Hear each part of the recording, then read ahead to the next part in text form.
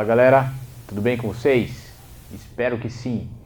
Eu sou o professor Neto e hoje vou trabalhar com vocês um assunto conhecido como Reforma Protestante, um acontecimento que causa grande impacto na Europa Ocidental no século XVI, né?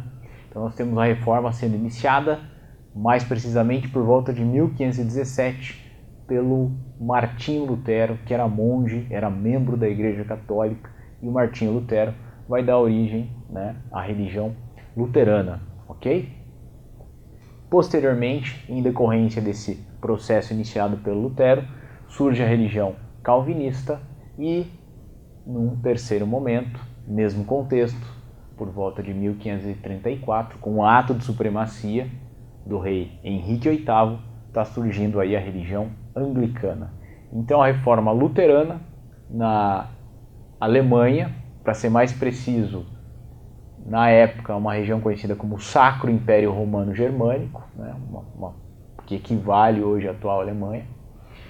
A religião calvinista surgindo na Suíça e a religião anglicana surgindo na Inglaterra, ok? Então esse é o fenômeno da reforma, o surgimento dessas religiões. Então quando a gente pensa em cristianismo, a gente pensa que até o século XVI, pensar em cristianismo na Europa Ocidental é pensar na Igreja Católica. A partir do século XVI, essa unidade cristã em torno do catolicismo se rompe na Europa Ocidental. Eu tenho, a partir do XVI, então, além do catolicismo, o protestantismo, ok? Então este é o processo. Aí você pergunta, mas professor, o que levou à reforma protestante? As principais causas da reforma do ponto de vista religioso são o despreparo do clero da época. Como assim, professor, despreparo do clero? São recorrentes aí os dados, as informações de que grande parte do clero não tinha preparo litúrgico necessário para, por exemplo, realizar uma missa. O que seria o preparo litúrgico? No mínimo saber o latim, uma vez que as Bíblias até então eram escritas em latim. Grande parte do clero não tinha esse tipo de formação, ou seja, não conheciam o latim, né, a língua oficial da igreja, oficial da época, inclusive em determinadas regiões da Europa. Então isso dificultava bastante o processo, né? Então você tem um despreparo do clero, para lidar com questões desse mundo que estava surgindo no século XVI. Então práticas como lucro ou práticas como usura, que é empréstimo de dinheiro a juros, eram ainda condenadas pela igreja. Então você tem um membro do clero condenando, né, um comerciante que procura estabelecer, obviamente, comércio lucrativo, o que é normal dentro da dinâmica capitalista, né, já que esse mundo é um mundo capitalista. Então tudo isso faz parte de uma lógica que nós chamamos de despreparo do clero. Somado a isso, a conduta do clero, nós temos um problema grave de conduta do clero.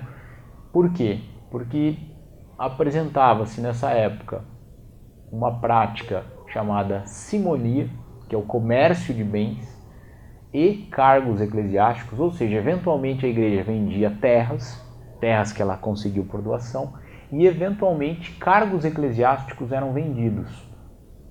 Tudo isso dentro de um conceito chamado simonia, são essas práticas aí. Além disso, uma prática chamada nicolaísmo se apresentava. Então é importante saber que foi feita uma reforma lá no ano 1073 pelo Papa Gregório. Essa reforma estabeleceu o celibato, né? E o celibato muitas vezes não era respeitado, você tendo nesta época que membros do clero com a prática aí de não respeito ao celibato, muitas vezes realizando então casamentos. Então toda essa questão envolve o que nós chamamos de conduta do clero. O ponto principal questionado em relação à conduta do clero, que foi o estopim da reforma, é a venda de indulgências, que foi contestada pelo monge Martinho Lutero. O que é uma indulgência, professor? Indulgência seria o perdão. Era comum na época as pessoas comprarem o perdão, comprarem a absolvição dos seus pecados para garantirem um local no céu. O monge Martinho Lutero, teólogo, estudioso da Bíblia, professor da Universidade de Wittenberg, na Alemanha, começa o processo reformista. Ele não tinha ideia de que estaria começando, né, um processo reformista. Ele não tinha ideia de que criaria uma nova religião, mas ele começa esse processo questionando a venda de indulgências. Esse questionamento quanto à venda de indulgências acaba gerando todo esse processo que vai desencadear no surgimento dessas religiões, como eu já mencionei para vocês, ok?